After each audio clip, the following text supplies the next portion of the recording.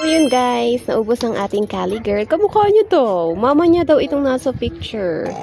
Ay, gutom pa. So ganito yung laman ng ating Pet Mara. Chicken and liver. Wow. Dog food to. Chiki chiki chik. Hello everybody, this is our Cali girl. And mainit. Tikman na yan.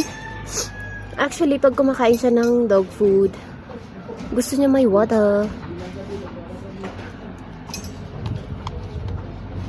Cute ni Kali. Maganda yun si Kali, guys. Single.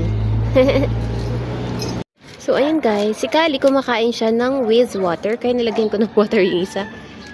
Pero parang nagustuhan niya yung dried na lang. Pero, we don't know.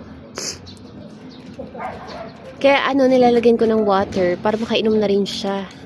Baby girl, oh. Ganda ni Kali. Ayun. Both niya gusto, guys. Ayan. Ang gustong-gusto ko sa kanya kapag binibigyan ko siya. Nauubos niya. Kasi may time na kumakain to, alam mong ginagawa niya. Tinatapakan niya, tapos tinitiulog yung lalagyan. Nakakatampo lang. Pero hindi ako magbibigay nun, si mother. Enjoy, Kali, my love. Wow. So, ayun na guys. Ubus na ni Kali. Ang nilagay ko pala dito is 2 scoop nung pang gravy ng Jollibee. Ganong scoop. Very good, my baby Kali girl. Wow.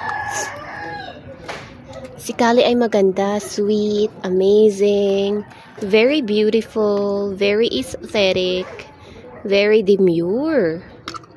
Wow. Ang saya. Naubos na guys. Thank you so much, Pet Mara. So yun guys. Naubos ang ating Cali girl. Kamukha niyo to. Mama niya daw itong nasa picture. Ay, gutom pa. Ito yung pang scoop natin guys. Kita nyo? Ganon. 2 ganito binigay ko. At dahil gusto niya, pabigyan pa natin ng half scoop. 2 and a half scoop na yun, baby girl. Sige, bigyan pa natin. Pakabusog ka ha. Nag-water na rin siya. Di ba? Very, very, very, very good.